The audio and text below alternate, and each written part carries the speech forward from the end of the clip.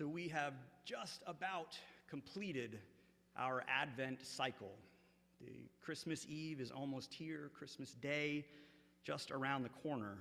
And as we now have our fourth candle lit, we have completed our thematic journey throughout Advent, which is kind of the thematic journey of every single Advent. We begin with a word of hope, grounding ourselves in the hope of the promise of the coming Christ child, not just a hope for the people who lived back in the first century, but a hope that remains as powerful and as present and as precious today as it did then. Then we turn to peace, because the Christ child was announced as the Prince of Peace, the one whose birth signaled glory in heaven and peace on earth. And so we think about, what does peace mean for us? How can we live into the peace that Christ offers? And then we turn to joy. We rest in the joy of this season, even in the midst of all of the pain, all of the suffering, all of the chaos out in the world and in our own lives. We have to sit with joy in this season to prepare our hearts, because it's so easy to be bogged down by everything else going on in the world. But it's a different kind of joy. It's not the kind of joy that you hear playing over loudspeakers and shopping department stores and things like that. It's a real, meaningful, empowering kind of joy, the kind of joy that doesn't ignore the pain of the world, but that sees the pain of the world, that feels our own pain, embraces all of it, and says, we will be joyful nonetheless. And finally, we end with love. And I'll be honest, love has always been kind of the hardest one for me. And I think in part, not because I don't love love. Of course, love is great. Love is all you need, we've heard, right? But that's, I think, part of the problem, is that that statement, love is all you need, is perhaps the most true statement that has ever been uttered, yet we still seem to have no idea how to actually live it. We still seem to struggle with what love actually means and what love actually looks like in the world, in our lives, with ourselves, how we treat one another, how we see one another. We're so used to love as this kind of concept of sentimentality that really doesn't have any kind of depth to it. It's in part because of our language, I think, right? We say we love all sorts of things, right? I saw a great movie the other day. I loved that movie. I had some delicious food last night, thanks to the Norvells. I loved that food. It was great, right? But obviously, I don't love that food. I don't love that movie. I really enjoyed them. They nourished me in some kind of way. But is that really what we mean by love, especially in this kind of context, in the context of God putting on flesh and becoming a human being to live and experience life in the way that we do, to show us how to live, how to move in the world? A love that empties itself, that is willing to suffer, that embraces that suffering, that says, bring it on, I can take it. I am here to suffer with and for you. The kind of love that doesn't come announcing itself with war horses and banners and horns and all of the trappings of power, but the kind of love that is represented in this simple little Bethlehem scene that we've had hanging in the back of our sanctuary for years and years throughout the season of Advent.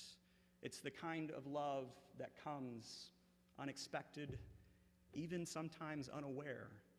How many people throughout the city of Bethlehem had no idea that love was being born in that moment, in their midst? The shepherds heard from angels.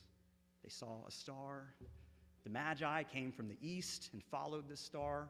But how many normal, regular, everyday people were just laying in bed, perhaps eating supper, doing their normal things, the hamster wheel of anxiety turning around in their heads, thinking about all the things they didn't do, all the things they still have to do, holding on to that grief of the lost loved one, holding on to the pain of broken relationships.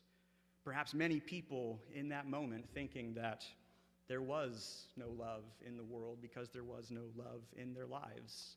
People struggling to feel a sense of joy, hope, and peace, completely unaware that love in the flesh was being born just down the street from them. That's not a criticism of those people, of course. Rather, it's meant for us to recognize that love is being born all around us in each and every moment. Yet how often do we notice? How often do we just continue instead to cheapen love by the way we speak about it, by the way we think about it, by the way, truthfully, we live it? If you want to go out into the streets around town and ask your average non-church-going person if they find Christians to be a particularly loving group of people, I think you're going to get a bit of a mixed bag, right? This is the thing that we're supposed to be defined by. We have a hymn. They'll know we are Christians by our love. Again, I don't think that's what they know us by these days, at least not as a collective, because we so often struggle to know what love looks like. I'm so glad that many of you have had the opportunity to get to know and meet our relatively new church administrator, Shannon Guzzi. I've mentioned her before in a couple of sermons, but it's great now that you actually get to know who she is. There's a question that I have heard her ask so many times over the years to the youth at Faith as she was serving there. It's a question I know she asked her children many, many times growing up. Whenever there was any kind of conflict, anger, whatever, anything, someone had done something or not done something, the question, very simple. I bet you've heard it 1,000 times too, Perry. Is this what love looks like? Is this what love looks like? Is the image of Jesus Christ, is the image of Christians in the world today, in 2024, is that what love looks like? I think it's a simple but powerful question because I think most of us can immediately recognize the answer is at least complicated. At best, it's complicated.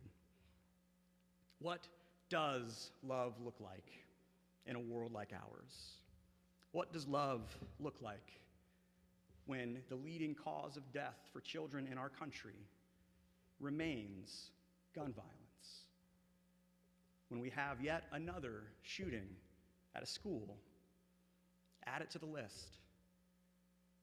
What does love look like in that world where we have done functionally nothing? What does love look like in a country where veteran after veteran are abandoned by the very country they served because of politicians who are more concerned with lining their own pockets than caring for the people who have given their bodies and in many cases their lives for the service of their country? What does love look like for them?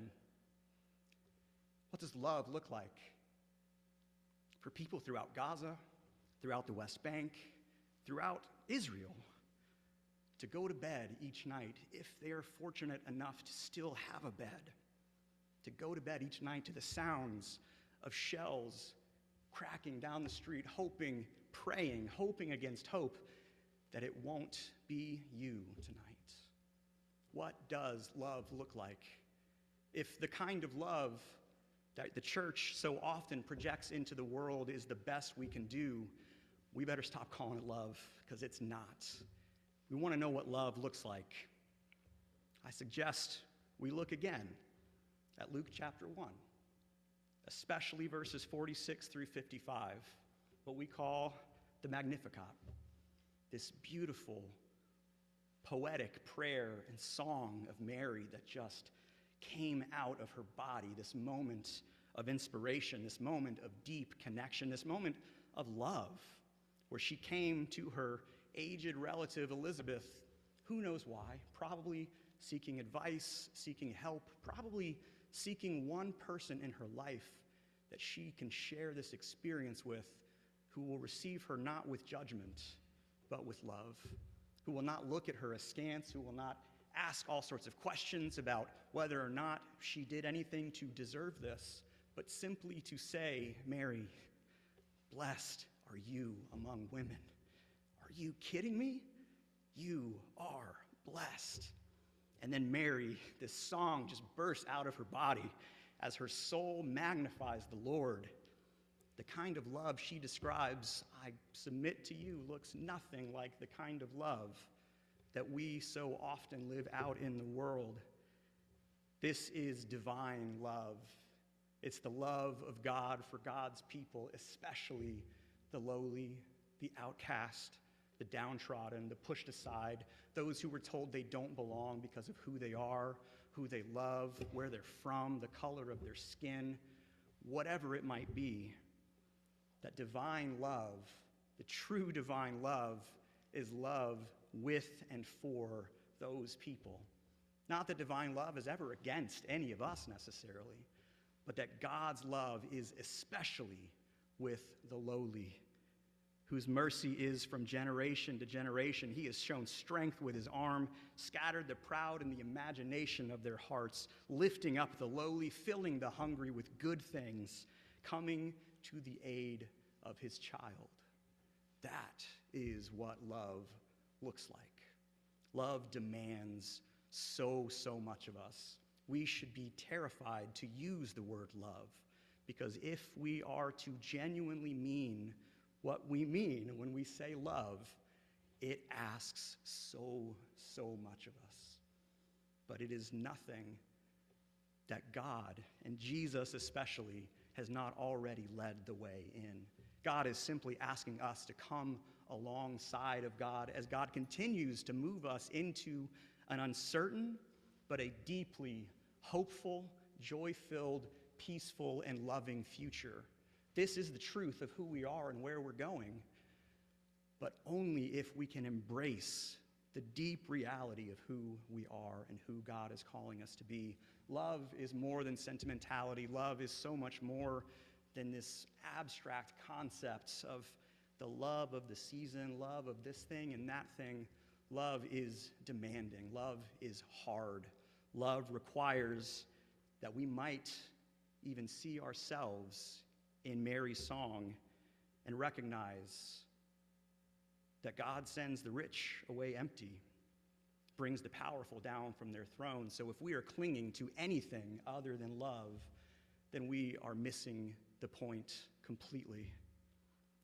Love is the force that binds and holds all things together.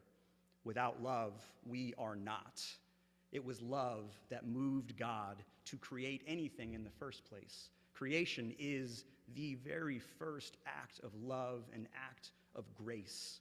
Without that basic act, there is no love for us to experience in the universe. Love is all we need. But we really need to rethink what we mean by love. We need new imagination. We need new stories. We need new ways of conceiving who we are and how we will be in the world, because we're just doing the same stuff over and over and over again, wringing our hands and wondering why nothing is changing. So friends, what does love look like in your life, in your world, in your neighborhood, in your heart? Love requires much. Love demands much.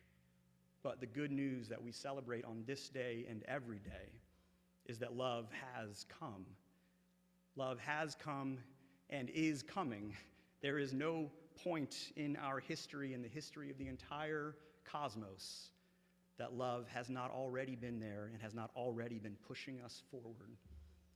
So friends, let us embrace that kind of love, the kind of love that recognizes that God looks with favor on the lowly state of God's servants, that God is the one who scatters the proud, fills the hungry with good things, and whose mercy is from generation to generation. To the one who scatters the proud, unseats the powerful, and lifts up the lowly, be all praise and glory, both now and in the world to come. Amen.